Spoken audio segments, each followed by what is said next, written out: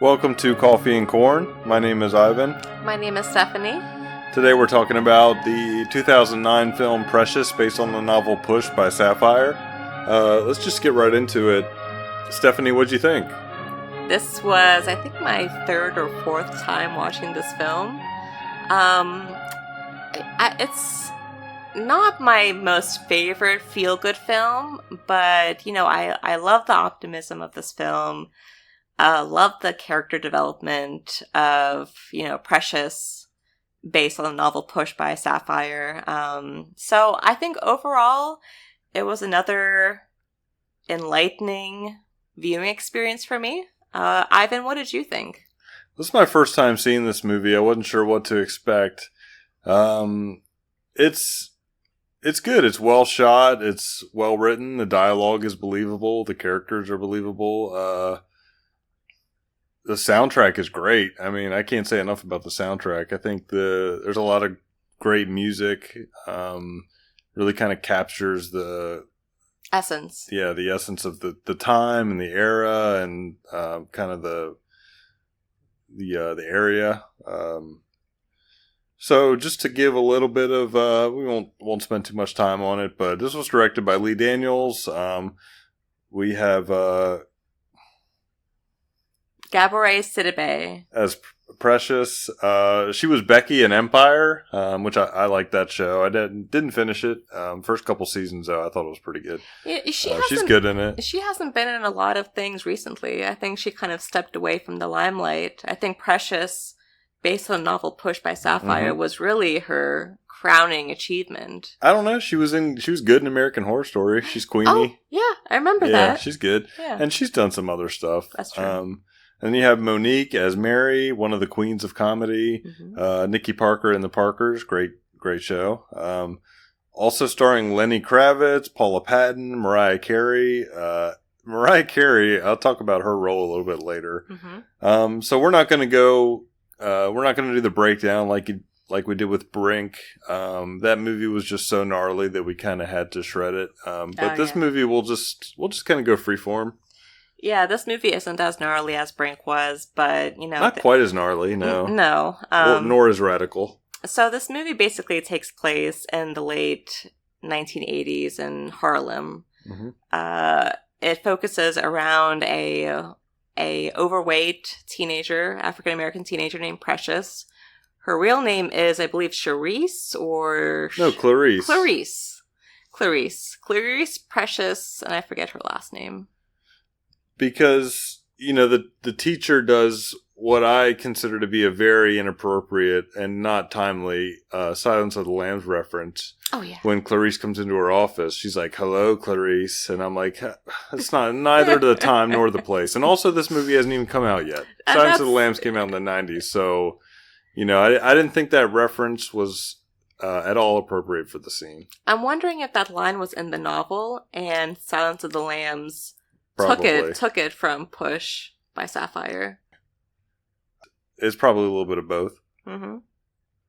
So right away in this movie, we kind of established that it's going to be a happy movie. Because the very first scene is like, we see Clarice Precious in dazzling clothing. There's bright lights. It's like, She's a movie star. Yeah. She has huge dreams, and Precious is very good at imagining this reality for her, of this future for her. I mean, before we even know that that's what she's doing, before we even know that she's imagining something, we have this bright, happy scene. So right away, we're clued into nothing's going to go wrong here. No, because we see that it's going to end up like this. Right. Eventually. So right away, I'm in a good mood. Yes. Although I'm a little bit put off when we get into the classroom scene to see that the teacher has essentially a room covered in chalkboard and he's utilizing like 10% of it. He has like 6 math problems up. This is a math class, okay? And like Ivan said, his classroom is covered in blackboard. It's literally on like every wall, even the back of the classroom. And there's only 6 math problems up. Mm-hmm. Why are you not utilizing more of your space? Your kids, half of them are out of control. It doesn't seem like you know how to handle them. Yeah, the classroom is going crazy. Kids are talking. They're being disruptive.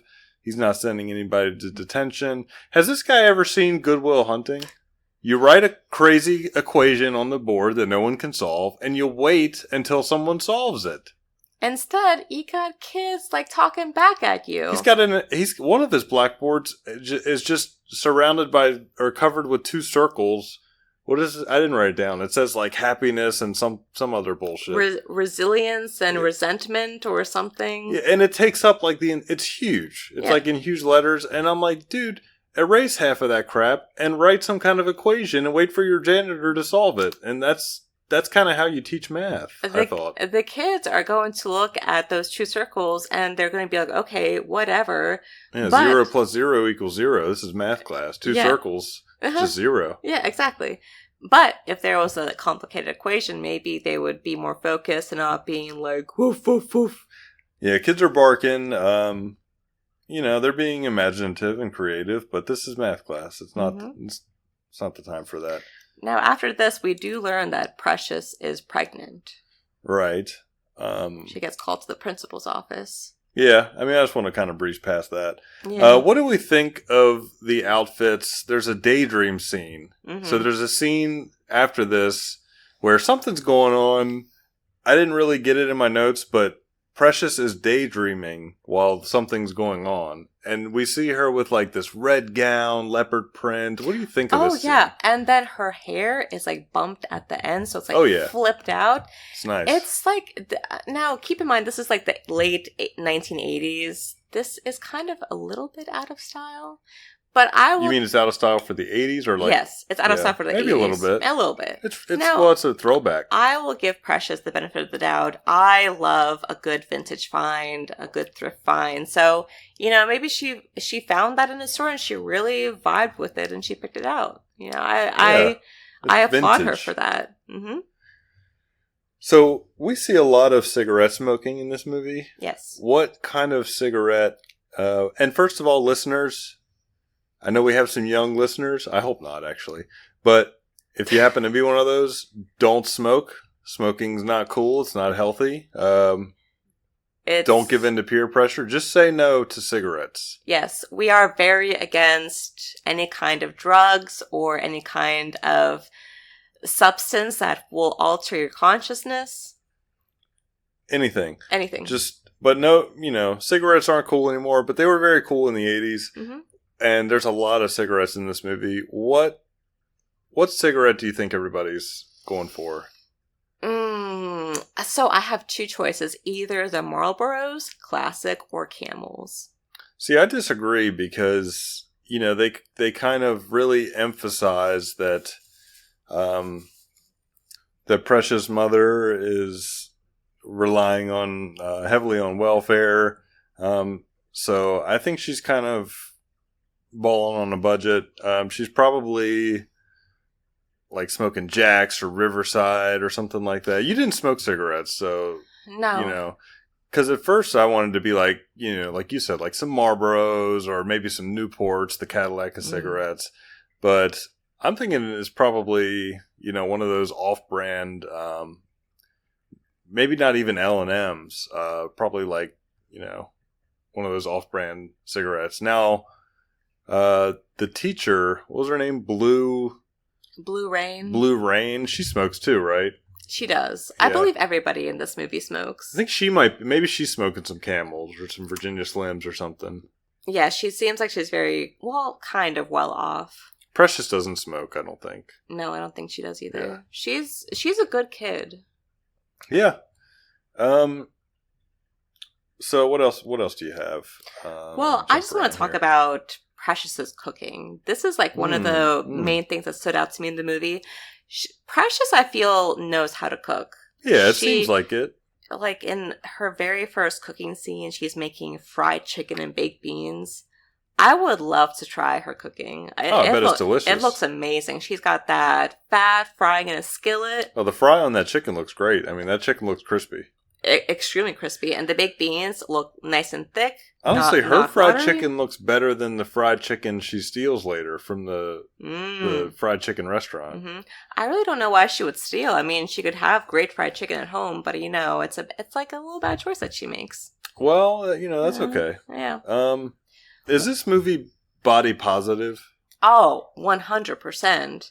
Not just because Precious is overweight, but you have a lot of female body hair representation in this. That's true. Yeah, there's a couple scenes. And they're not shy about it. They're not, it's not portrayed as something shocking or offensive or dirty. It's just like, you know what? This is the way it is. Yeah, Precious's mom is going about her day. She doesn't shave her armpits. That's completely fine. It's fine. It's okay. natural. So I don't know. I guess this isn't part of the movie, but we get an ad for Marshalls, and I think that's because we streamed it on Tubi, which is a free streaming service, and it is ad supported. Mm-hmm. So I kind of realized that this isn't a part of the movie where suddenly the film grade changes and it seems to be completely apropos of nothing and not relevant to the plot. This is actually an ad. Mm-hmm. But I did notice an ad for Marshalls that kind of referenced the movie Taken, where they said the people that work at Marshalls have a special set of skills and are finely trained in fashion. So I was trying to kind of decipher what that meant. Did you kind of want to comment on what that might mean in the overall narrative of Precious, or do you think it's not relevant because it's an ad? I think just like Precious, the workers of Marshalls have a very special set of skills that help them further their careers, further their positions in life. Just like Precious, they don't give up. They never give up. Is that why they put this ad here, you think? Oh, maybe.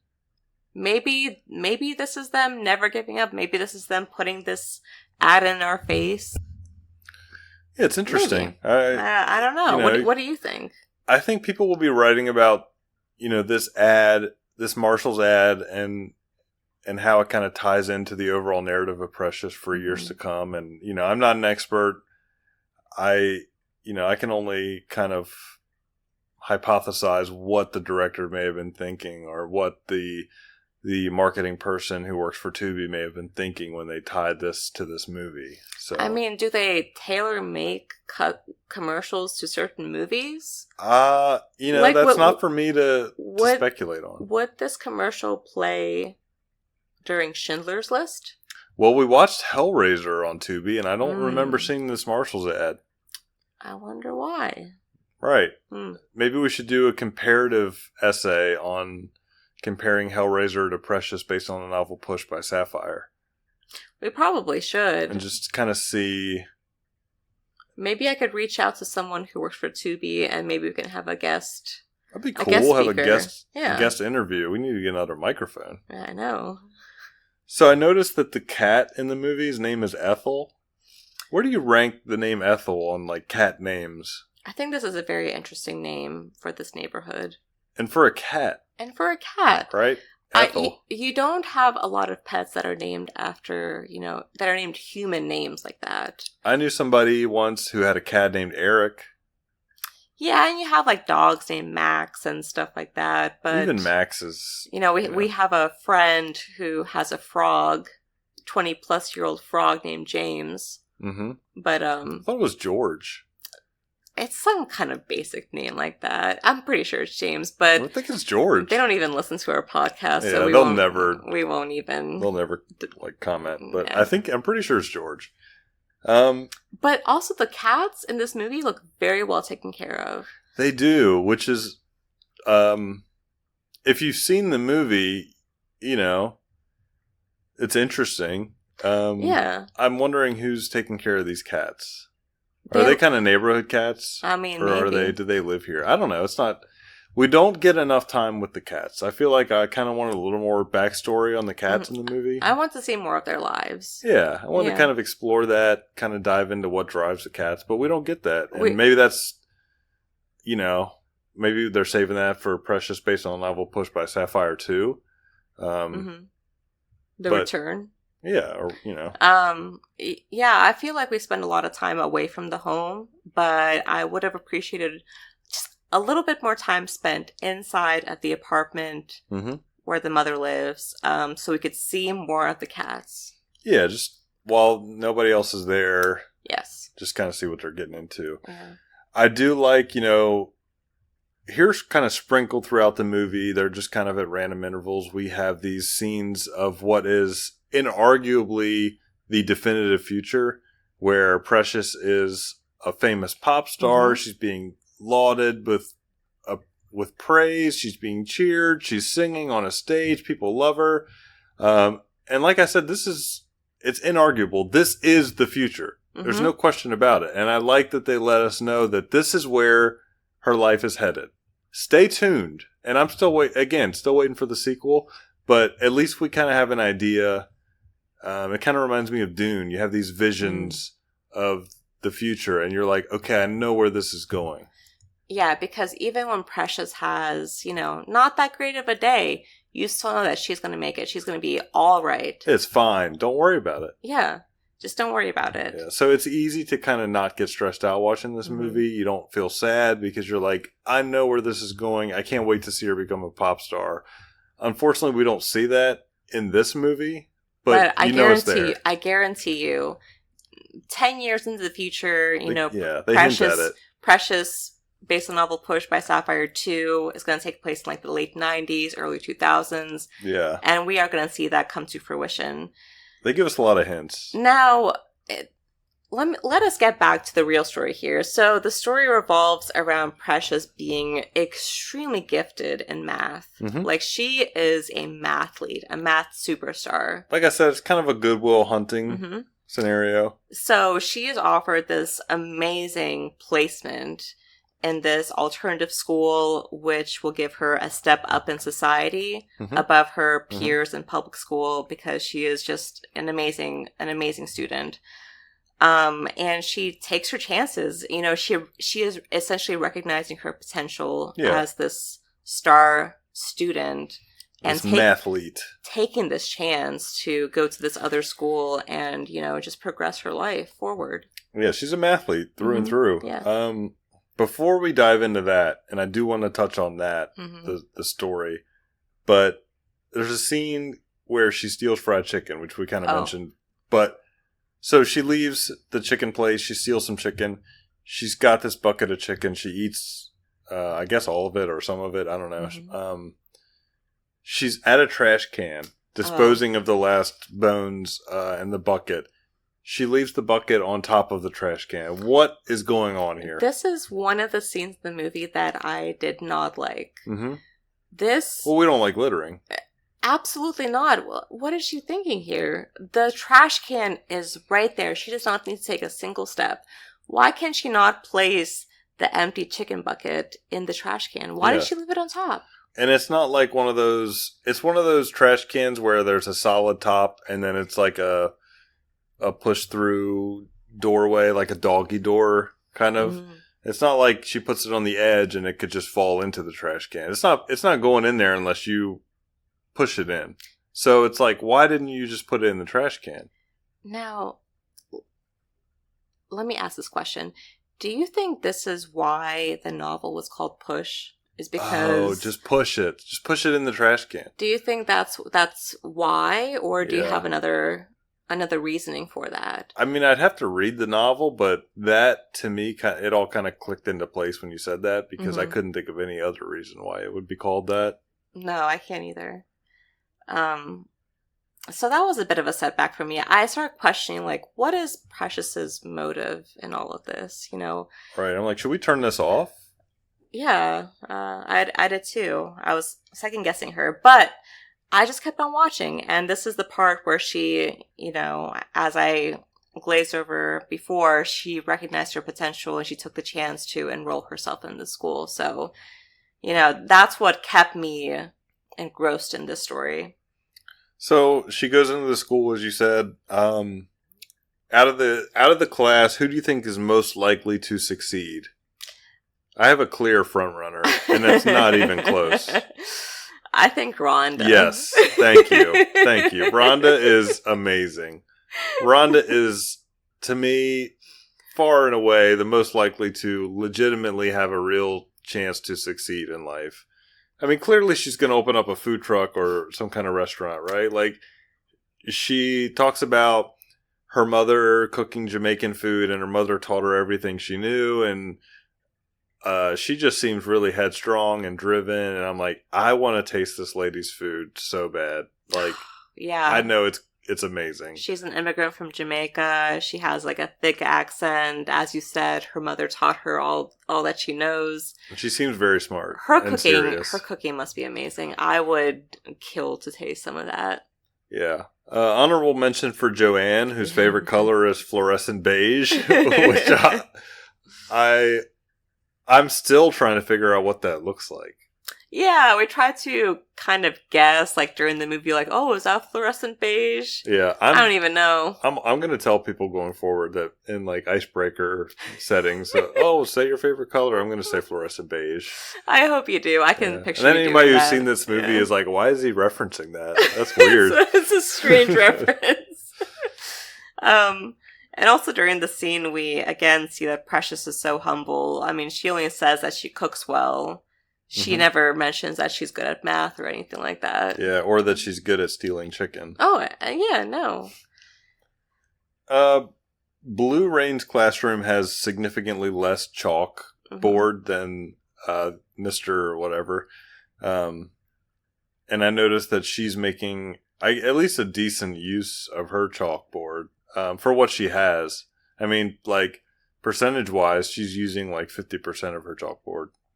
Yeah, because she has way less space. Mm-hmm. But I think she's more successful that way. At least she's using it. Yeah, and also she takes a lot of time to connect one-on-one with her students, which is very important in the area that they're in. So yeah, I mean, I don't fault her for her teaching style. So we get a quick scene that kind of lets us know that Precious's mom is into Italian cinema, which I found interesting. There's kind of nothing more said about Italian cinema, but she watches a movie in Italian, and you said you've seen this movie. I have, which was very weird to remember, because I remember watching this Italian film before I watched Precious, based on a novel Pushed by Sapphire. And I remember thinking, like, oh, this is a really dark movie. This has some very serious themes to it. And then watching Precious, based on the novel Pushed by Sapphire tonight, and reliving that movie, I'm like, wow, right. Precious's mom has a very serious side to her. Yeah, you know, she... A little bit cultured. Yeah, she is very cultured. It was very unexpected for me. I haven't seen a whole lot of Italian films, per se. I guess if you count spaghetti westerns, I've seen a few. And I've also seen 120 Days of Sodom, or 128 Days. How many days is it? 120. Okay, yeah, I've seen that. Not a big fan. No, I thought it was kind of boring. Yeah. It's all hype. I love spaghetti westerns, but me too. Yeah, I've never seen this movie, so I don't have anything else to say about it. Yeah, thank you. You're welcome. Let's talk about vampires. Yeah. Yes. Well, I just want to mention Precious's firstborn child, who she. Can we? Yeah, all right. No, well, I just wanted to say that, you know, the child doesn't live with Precious because the grandmother has, like, spoiled her rotten, and it seems like she's in a very loving home with the grandmother. It does. Which I just, like, appreciate. I appreciate seeing that connection between a grandmother and her grandchild. Like, that is, like, an inseparable bond right there. Yeah, it's nice. It is. And then there's the mansion of vampires. Can you touch on that? I mean, it is nice, just to what you're saying. It is nice to see the love between a grandparent and grandchild. And yeah, I mean, maybe a little spoiled rotten. Who's to say? But I didn't really get the vampires thing. There's just like randomly a scene where Precious, and I was kind of like, I thought this movie was kind of grounded in real life. I didn't realize there was supernatural elements. But we don't see a whole lot more about the vampires. We never see them. And I guess that's the kind of the whole point, right? Vampires live in the shadows. So most of this movie takes place in the daylight. You're not seeing the vampires, but it's kind of a reminder there's this constant threat, you know. They live beneath society. It could be you next. You never know. Right. And we never see... Again, I feel like they kind of suffer... And this movie suffers from the same problem as, you know, some people criticize Marvel movies. Oh, you're just trying to set up the next one. So you talk about her being a famous pop star. You talk about vampires. And all this is just to get us excited for Precious based on a novel Pushed by Sapphire 2, where we have... You know, vampires. She's a rich and famous pop star. You know, I mean, I get that. I get having the origin story in the background and getting set up for the next movie. But excuse me. But yeah, I mean, I would like a little bit more action in this movie. Kind of let us see the vampires. Let us see some of the pop star lifestyle kind of starting to come together. You know, I don't think I could appreciate anything more in the future than a crossover between, like, either Precious, based on the novel Pushed by Sapphire universe, and either the Blade universe or the What We Do in the Shadows universe. I think either of those vampiric worlds would work really well with this one. Yeah, I mean, we don't know what's gonna happen. Like, I think Blade, especially in the late 1980s, it would work perfectly. Yeah, I mean, you know, we have these in Blade. We have these ancient vampires that have been around. I mean, I think Blade. This is around the time where Blade is, you know, he's young and he's training with Whistler, so I could see it. I don't remember exactly when Blade was born. But yeah, I mean, I think it's around this period where he'd be kind of a young teenager training with Whistler. So that could be cool. Now, Ivan, you touched on body positivity earlier in this podcast. Yeah, I touched on it. What do you think about the LGBTQ representation in this movie? Is there any? Oh, yeah, they do kind of... Yeah, that's right, because that's kind of later in the movie. Yeah, it's kind of cool because it's kind of understated. I mean, Precious kind of puts it out. I mean, she's kind of like... Kind of a whistleblower. I don't know if that's the right word, but yeah, she's kind of like blowing up their spot a little bit, and she's outing them. Yeah, she's outing them a little. She's not very subtle, but yeah, her teacher, Blue Rain... Precious has nowhere to go. She's like, oh, come crowd, you know, couch surf. Come crash on my couch. Come chill out. And she's like, oh, this is my girlfriend. And Precious is like, you know, kind of like, she's cool about it, but she's definitely commenting on it. Yeah, this is like one of the tougher subjects in the movie. This, you know, lightly touching, probably the toughest. Lightly touching on, you know, some slight homophobia. A little, yeah, just kind of that talks about that it's, yeah, this is the 80s in Harlem, so. Yeah, and listeners, yeah, you do have to just keep in mind the environment that this took place in. Like, you know, being gay like that wasn't completely accepted in society back then. Not in, like, especially in kind of lower income areas, and you know, it's the 80s, like we said, it's tough, but, you know, I think all of Miss Rain's students rally around her. Oh yeah, they're all buddies. Yeah. I'm kind of curious what Blue Rain's girlfriend or partner does, because they have a pretty nice apartment, and Blue Rain being like kind of like a government like social worker teacher type position. Like I'm like, she's not making probably a great income. No, not at all. So there's a scene later. I did want to. What do you think about Nurse John? Lenny Kravitz? Yeah. Why are there so many pop stars in this movie? I think they just all wanted. I guess because it's a movie about a pop star. So you took the words right out of my mouth. I think everybody wanted a piece of this pie, so they took it. So good for them. Makes sense. I want to get back. Well, first of all, let me talk about Lenny Kravitz. He's great in this movie. I think his character obviously falls head over heels for Precious. I mean, who wouldn't? I think, Precious being around him even for a minute just completely enraptured him, and he was just smitten ever since. I wanted to go back to Miss Rain. So when she was talking with her girlfriend / fiance / wife, she asked a really good question. Mm-hmm. She asked, do you think that the price of hamburger would skyrocket if Ronald McDonald were president? Do I think the price of hamburger would skyrocket if Ronald McDonald were president? Yes.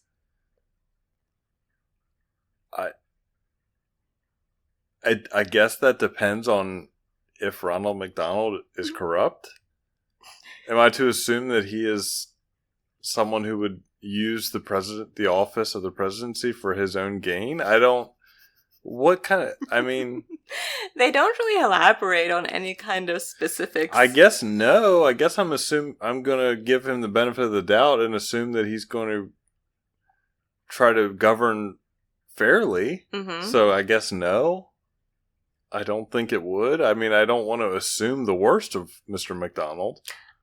Yeah, I don't think it would skyrocket either. I think the price of McDonald's stock would skyrocket if he were to become president. Maybe. Even if he cut himself loose of any ties to the company. He has to divest himself of his personal interests when he takes office, but... Mm-hmm.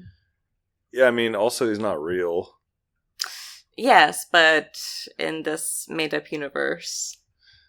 So in the Precious universe, is Ronald McDonald real just like vampires? Who knows? Maybe that's something that will be included in Precious based on novel Pushed by Sapphire too. So listeners, if you're still with us, there's a scene in this movie, and I kind of want to. We've been beating around the bush. I didn't want to get into something that has kind of got me a little upset. Mm-hmm. I'm not happy with it. I saw the scene. It was a little bit hard to watch. But I think we need to talk about it. There's a scene where they have a party and there's a couple bottles of soda. I don't see a single snack. Who has a party?